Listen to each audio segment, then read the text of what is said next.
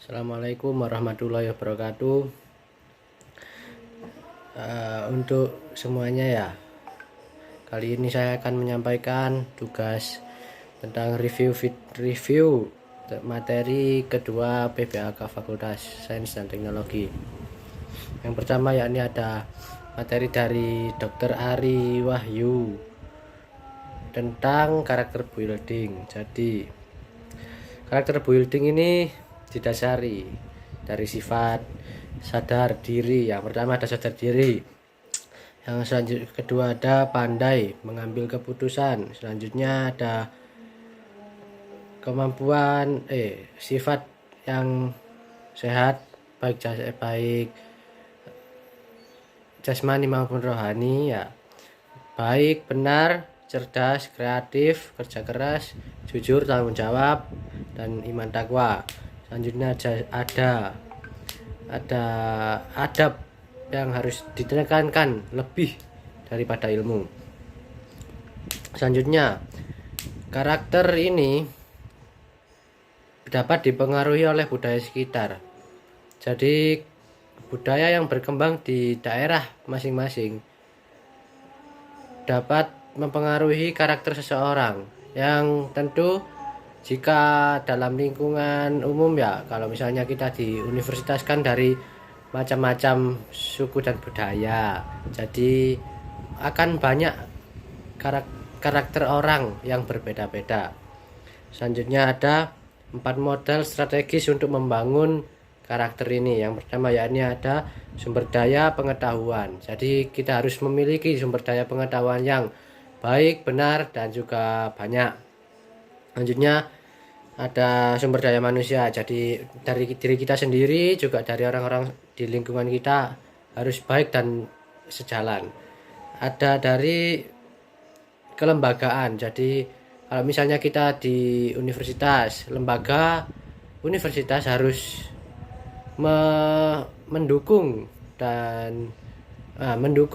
pembentukan karakter pada peserta didiknya. Selanjutnya ada modal budaya. Jadi kita harus pandai-pandai mengambil, memilah dan memilih budaya-budaya yang baik yang berkembang di sekitar kita. Nah, jadi dari pendidikan karakter, pembangunan karakter ini, nilai inti yang dapat kita ambil yakni ada kerja keras, orientasi pada kualitas diri, kejujuran, dan tanggung jawab. Selanjutnya ada dijelaskan bahwasanya pendidikan karakter atau pembangunan karakter ini sangat penting dilakukan dimanapun dan kapanpun itu, dan oleh siapapun ya, karena sebagai manusia yang tidak pernah lepas dari kesalahan, tentu harus setiap hari harus lebih memperbaiki diri dari hari kemarin. Yang harus kita lakukan yakni pertama harus memperbaiki cara berpikir, selanjutnya memperbaiki cara bekerja, dan sosialisasi dengan orang-orang sekitar, juga perangkat kerja atau alat-alat yang kita gunakan untuk mendukung pendidikan karakter ini harus baik dan benar. Ya, sekian untuk materi yang karakter building. Selanjutnya integrasi ilmu eksakta. Jadi saya akan menyampaikan langsung tentang studi kasusnya, yakni integrasi dalam hal ini dijelaskan sebagai menyelaraskan atau menyatupadukan antara ilmu-ilmu eksakta dengan ilmu agama. Integrasi ini sudah menjadi bahan diskusi oleh para cendekiawan di masa lalu. Ibnu Sina contohnya, beliau menjadikan Al-Quran dan Al-Hadis sebagai landasan utama untuk meraih kesuksesan dunia dan akhirat, sehingga beliau juga tetap mempelajari secara mendalam tentang ilmu kedokteran. Beliau bahkan terkenal di barat dengan julukan Avicenna. Keadaan ini justru menjelaskan banyaknya usaha untuk memisahkan ilmu eksakta dengan agama, terutama ya agama yang kita peluk ini agama Islam. Di dalam Islam, upaya ini jelas bertentangan dengan perintah Allah dalam Quran surat Al-Alaq ayat 1 sampai 5. Kelima ayat ini adalah wahyu yang pertama diturunkan kepada Nabi Muhammad melalui malaikat Jibril. Perintah pertama ini adalah perintah Iqra, bukan sholat, puasa, zakat atau haji. Karena perintah Iqra membaca adalah perintah untuk kita senantiasa mempelajari ilmu. Karena dengan ilmulah kita dapat beribadah dengan baik dan benar. Salah satu syarat diterimanya suatu ibadah adalah dengan akal yang sehat.